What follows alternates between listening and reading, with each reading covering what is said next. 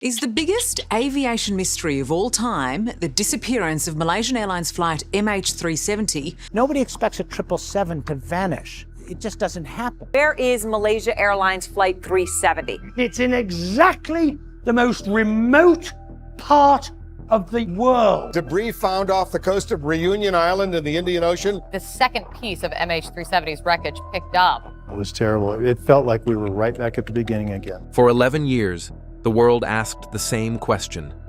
How can a massive jet just vanish? Malaysia Airlines Flight MH370 was lost somewhere in the vast expanse of the Indian Ocean.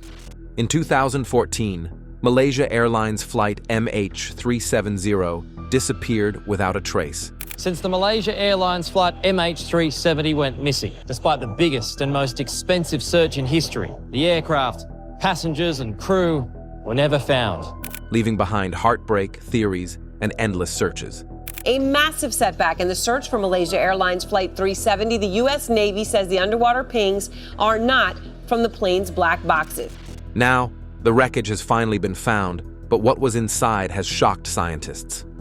There is only one theory that stacks up in every way about what happened to this aircraft. Only 94 skeletons were recovered, far fewer than the 239 people on board.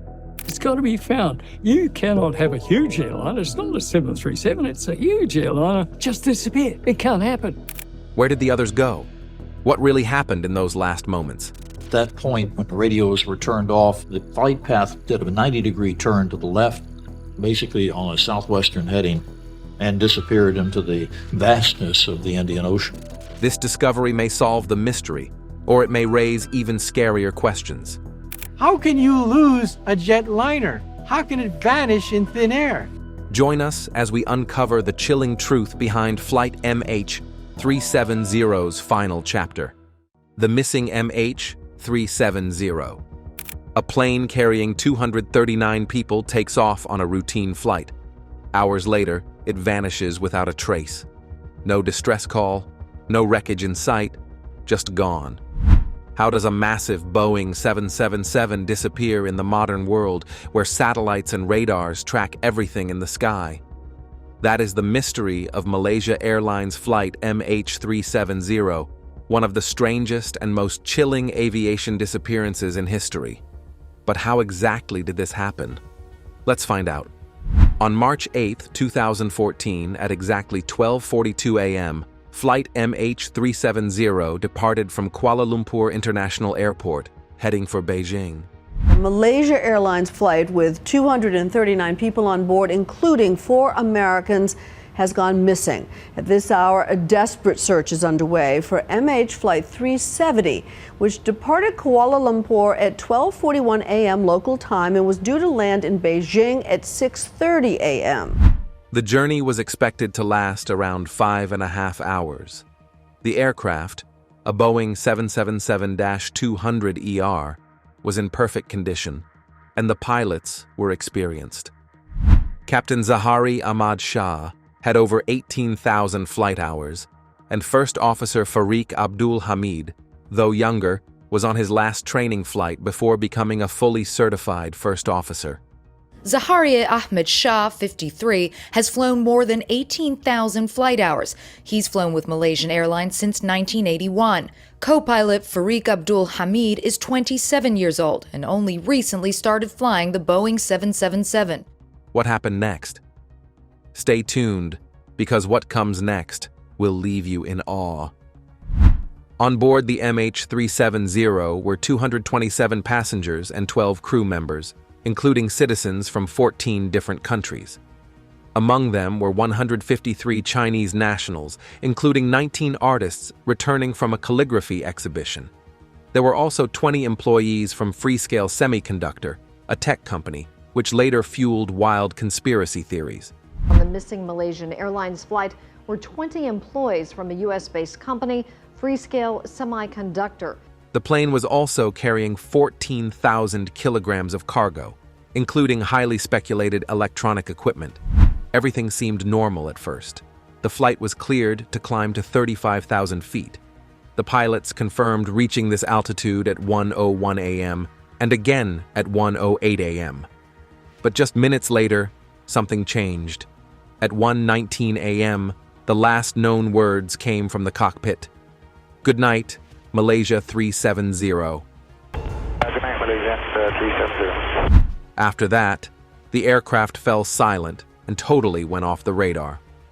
At 1:20 a.m., as MH370 was flying over the South China Sea, ground control suddenly lost contact. The transponder, which helps track planes, stopped transmitting.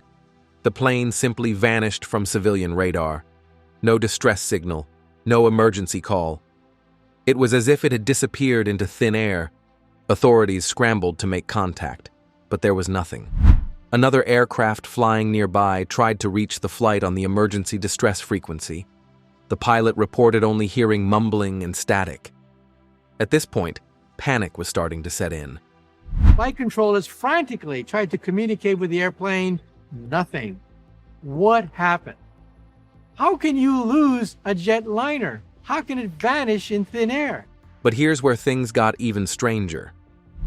Although MH370 was lost to civilian radar, military radar kept tracking it for another hour. Instead of continuing toward Beijing, the plane made a sudden right turn, then a sharp left. It was now heading southwest, back toward Malaysia. This was not a sign of an accident. Someone or something had changed its course. By 1:52 a.m., MH370 passed just south of Penang Island, before flying across the Strait of Malacca. Military radar tracked it until 2:22 a.m., 458 kilometers northwest of Penang, at an altitude of 29,500 feet. Then it disappeared from military radar as well. At 7:20 a.m., an hour after it was supposed to land in Beijing, it was clear something had gone horribly wrong.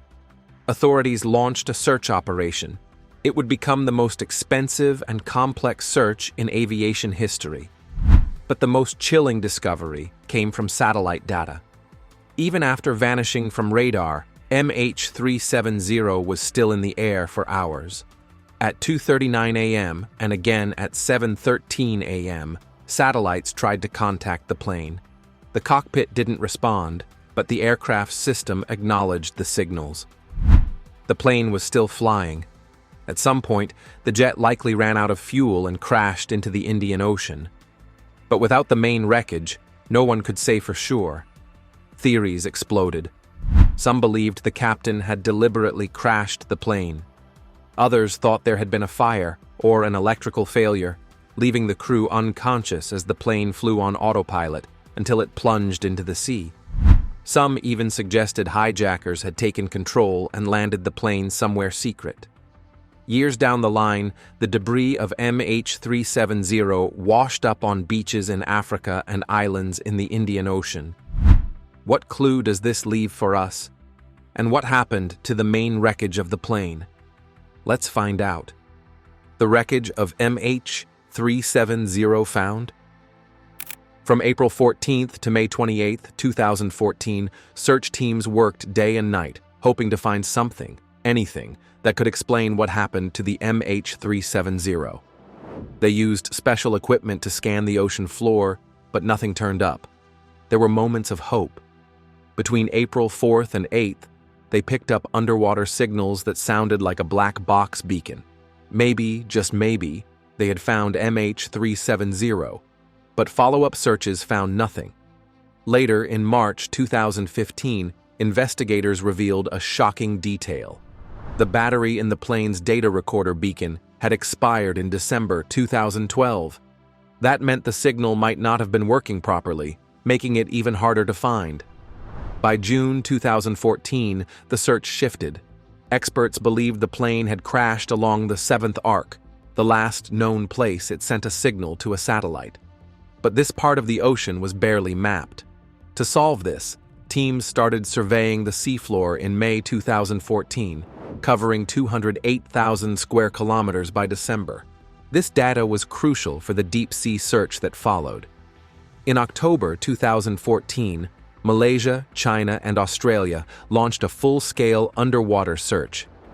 Specialized ships scanned 20,000 square kilometers using advanced sonar and underwater cameras.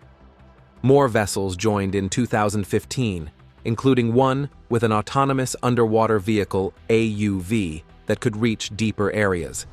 Despite all these efforts, no wreckage was found. The official search was suspended on January 17, 2017. Even after the search ended, people still wanted answers. In March 2019, Malaysia said it would consider new searches if credible leads appeared. Ocean Infinity remained interested, especially after successfully finding an Argentinian submarine in 2018. By 2022, they announced plans to restart the search in 2023 or 2024, pending government approval. As the 10th anniversary of MH370's disappearance approached in 2024, Malaysia confirmed talks with Australia for another search. Then, in December 2024, the Malaysian government agreed to continue, committing $70 million on a no-find, no-fee basis. On February 25, 2025, Malaysia's Transport Minister Anthony Loke confirmed that Ocean Infinity had officially resumed the search. So, was any wreckage ever found? Yes, but only in small pieces. By October 2017, 20 fragments believed to be from MH370 had been discovered on beaches in the western Indian Ocean. The first, a right flaperon, was found on Réunion Island in July 2015. Serial numbers confirmed it was from the missing plane. More parts, including pieces of the right stabilizer and right wing, washed up in Mozambique in 2016. Scientists used drift models to trace them back to a crash site near 35.6 degrees south, 92.8 degrees east.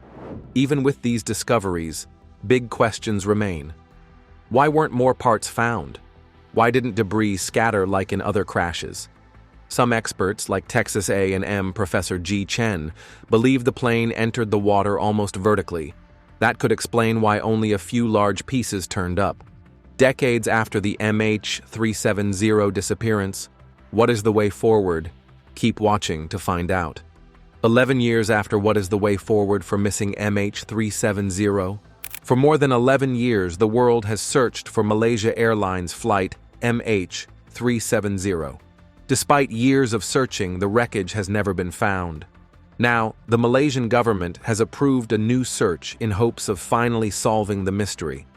Malaysia had first announced plans for a renewed search in 2024, a decade after the plane disappeared. Ocean Infinity, a company specializing in deep-sea exploration, had conducted a search in 2018, but found nothing. However, they have now returned to the southern Indian Ocean with better technology and a new search plan. The company has experience finding wreckage in deep waters. In 2018, they discovered an Argentinian Navy submarine nearly 1,000 meters underwater. They also found a U.S. Navy ship that had been lost for 78 years. Now, they are using their expertise to look for MH370 once again. The search area, about the size of metropolitan Sydney, was chosen after careful analysis of satellite data, weather patterns, and debris that washed up on African shores. Ocean Infinity is using a high-tech ship, the Armada 7806, to scan the ocean floor. This vessel was built in 2023 and is equipped with the latest technology to locate objects deep underwater. However, for the families of the passengers and crew, life has never been the same. The disappearance of MH370 was more than just a news story. It was a personal tragedy. They lost loved ones with no explanation. For years, they have fought for answers, hoping that one day the truth will come out. The lack of answers has made grieving even harder. In November 2016, the families of MH370 victims announced their own plans to search for debris along the coast of Madagascar. Their efforts paid off.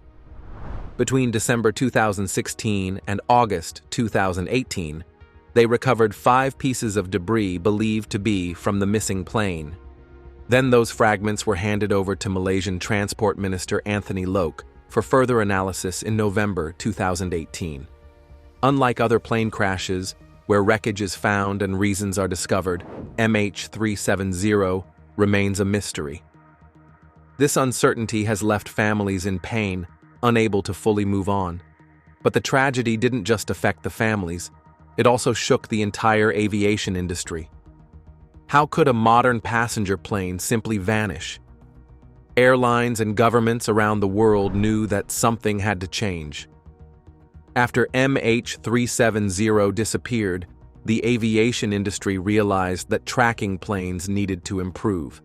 At the time, many flights were only tracked through ground-based radar, which had limitations. Once MH370 flew over the ocean, it became harder to track. Now, many planes are required to send location updates every few minutes. Some airlines have installed real-time tracking systems using satellites, making it harder for a plane to go missing without a trace. Flight data recorders, or black boxes, have also been upgraded. In the past, their signals only lasted about 30 days. But after MH370, experts called for beacons that last longer and record more flight details. The disappearance also changed how search missions are handled. Before MH370, no one expected a search to last this long or cost so much. Governments now understand the need for quicker response times and better international coordination when a plane goes missing. The MH370's disappearance is one of the greatest aviation mysteries of all time. It forced the world to rethink how planes are tracked and how searches are conducted. It also showed the importance of providing answers to families who lose loved ones in disasters. Even after more than a decade, the world has not forgotten. People still ask, what really happened to MH370? Will it ever be found? The new search offers hope that the mystery may finally be solved. But even if the wreckage is never recovered, MH370 has left a lasting impact on aviation and how the world handles air travel safety. What are your thoughts on the missing MH370? Do you think foul play was involved? Evidence of lush rainforest. This may be hard to believe, but what if we told you that the icy lands of Antarctica used to be covered by lush green vegetation thousands of years ago? Unbelievable, right? Well, that's exactly what researchers have discovered through their fascinating exploration of this frozen continent. It turns out that Antarctica was once home to a vibrant 90-million-year-old rainforest, complete with a variety of plants and animals, including possums and beavers. A mission to the Antarctic has revealed fossilized plant roots preserved deep under the ocean since the time of the dinosaurs. It seems this freezing landscape was once home to a lush forest. Fossil evidence has revealed that the climate in this region was exceptionally warm at the time, with an average annual temperature of around 12 degrees Celsius, which is roughly 2 degrees warmer than the mean temperature in Germany today. During the summer months, the mercury would climb as high as 19 degrees Celsius, with water temperatures in the rivers and swamps reaching 20 degrees. The amount and intensity of rainfall were even similar to that of modern-day Wales. To support such a thriving ecosystem, the researchers conclude that the concentration of carbon dioxide in the atmosphere must have been far higher than previously assumed for the Cretaceous period. This incredible discovery challenges our previous understanding of the Cretaceous, which was already known as the warmest period in the past 140 million years. But that's not all. Analysis of ancient ice cores from Antarctica has also provided valuable insights into the continent's dramatic climate shifts over geological timescales. These ice cores have shown that over the past several 100,000 years, temperatures in Antarctica have fluctuated by more than 10 degrees Celsius, correlating with the glacial and interglacial periods seen in the northern hemisphere. The ice core's layers are like tree rings, each layer representing a year of weather and snow. We can tell what the temperatures were.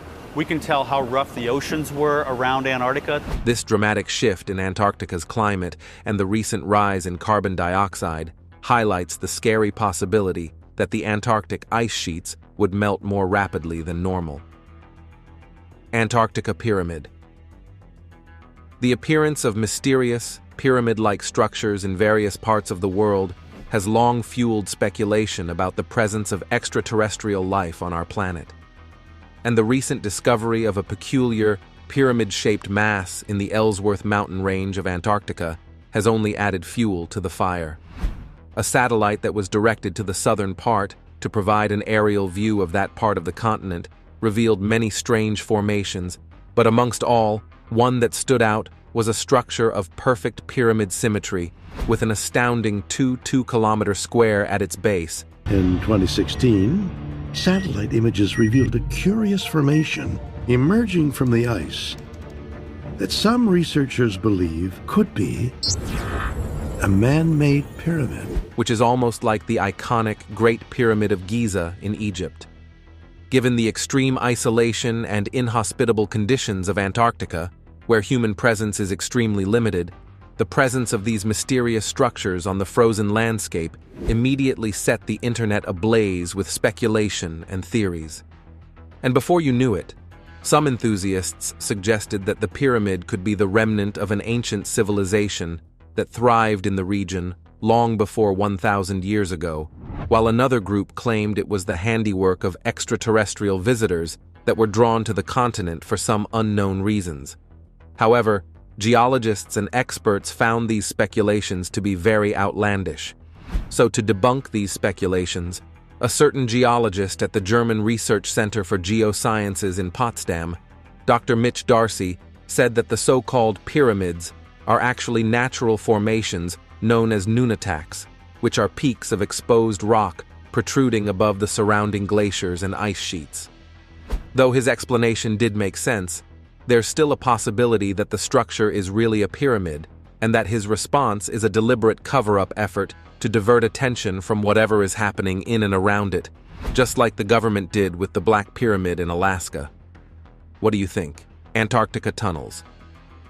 Still, on the topic of the possibility that the icy landscape of Antarctica is or used to be home to some extraterrestrials, another piece of evidence has come forth with the discovery of strangely well-constructed tunnels. In another survey, researchers from UK universities and the British Antarctic Survey Centre decided to take a closer look at the Filchner-Ronne ice shelf in West Antarctica.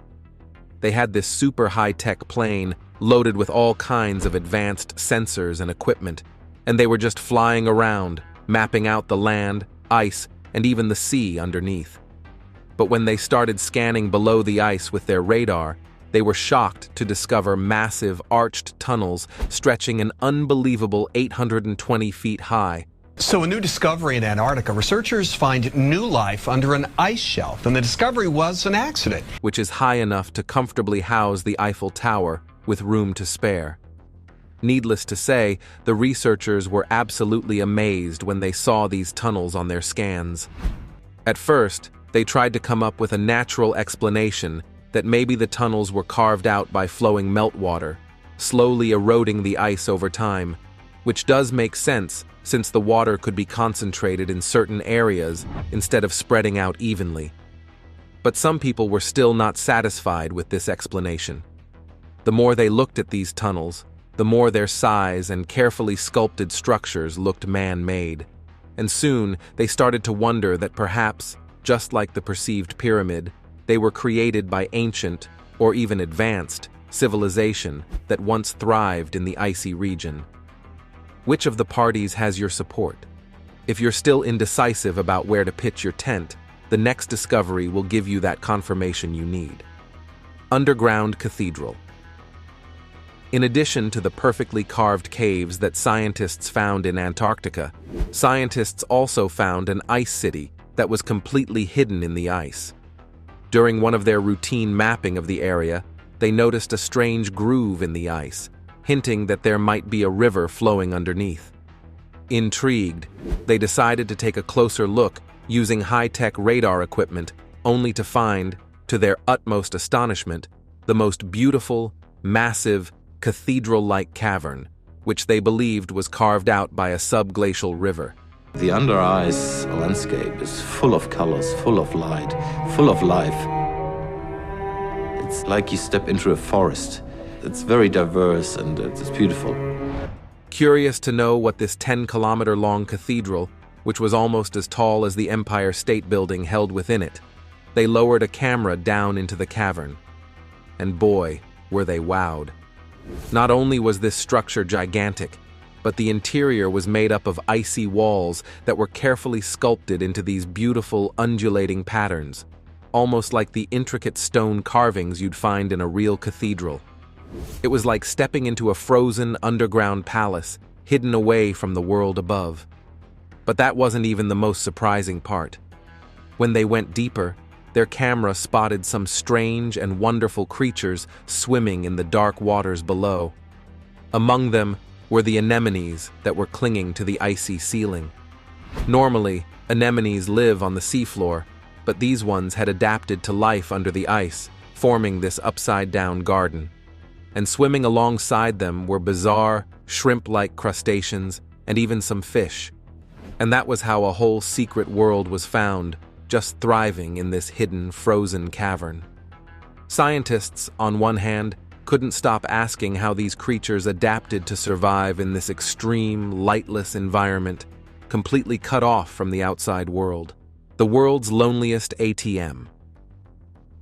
Speaking of artificial structures, another of the most fascinating and unique discoveries of the frozen continent of Antarctica is the world's loneliest ATM, nestled in the heart of McMurdo Station. The Wells Fargo ATM at McMurdo Station is the most southern one in the world. And it's the loneliest ATM in the world as well, as there isn't another one for hundreds and hundreds of miles. McMurdo Station is a remote scientific research hub and the largest of its kind on the entire continent, and depending on the time of year, its population can range anywhere from 250 to over 1,000 people. This particular ATM is not your average cash machine. It is one of two operated by Wells Fargo at the McMurdo Station, with the other serving as a spare parts source. Interestingly, the officials at Wells Fargo are taking no chances with this remote and crucial piece of infrastructure. To make sure the ATM performs at its best, the machines undergo a complete checkup and software update every 2 years. The staff are thoroughly trained to handle simple repairs and maintenance tasks, ensuring the ATM remains operational even in the harshest conditions. And there's another full-size ATM, just in case they need to swap out any faulty parts. Security-wise, the company is also extremely tight-lipped about how much cash is actually stored in the machine at any given time. The only thing that is publicly known is that there is a security camera installed within the ATM unit itself. The most surprising thing about this ATM is that even though the McMurdo Station is situated relatively close to territory claimed by New Zealand, the ATM only dispenses US dollars. This is because there is no official currency used throughout the continent of Antarctica. The landmass itself does not have its own national dollar or any other type of native Antarctic currency. Because of that, an organization called the Antarctica Overseas Exchange Office started to produce special collectible banknotes that are meant to represent Antarctica, and they can be purchased and sold at their face value as long as they are still valid. So residents who need to exchange their withdrawn US dollars are left with no choice than to trek 2 miles to the nearby Scott Base Research Station, where they can exchange it for these fancy notes. Green icebergs. Another incredible drone-assisted discovery in Antarctica are the mesmerizing green icebergs. Green icebergs have been turning up in Antarctica, and scientists just figured out this green ice, was coming from beneath the ice shelves, the floating ice shelves. These natural wonders are like nothing you've ever seen before, with a captivating emerald hue that's far more vivid and striking than the typical blue and white icebergs we're all familiar with. Now, for the longest time, these green icebergs have been a real head-scratcher for researchers. When the first explorers and sailors stumbled upon them back in the early 20th century, they were completely puzzled by this unusual coloration. At first, the leading theory was that the green color came from dissolved organic matter, like dead marine plants and animals, trapped in the ice. The idea was that this organic material would appear yellow, and when combined with the natural blue of the ice, it would create a green effect. But further research showed that the green ice didn't actually have any unusually high levels of these organic impurities, so that theory just didn't hold up. This sent the scientists back to the drawing board, determined to uncover the real secret behind the iceberg's captivating color. After years of research, scientists were finally able to crack the case. What they found was that as glaciers flow over the rocky terrain of Antarctica, they grind up iron-bearing minerals into a fine powder that gets incorporated into the marine ice at the base of the ice shelves. When this iron-rich ice breaks off and becomes an iceberg, the iron oxide particles scatter the light in a way that gives the ice its striking green appearance. Let us know your thoughts in the comment section below. Do not forget to like this video and subscribe to our channel. Click on the next video displayed on your screen. You will enjoy it.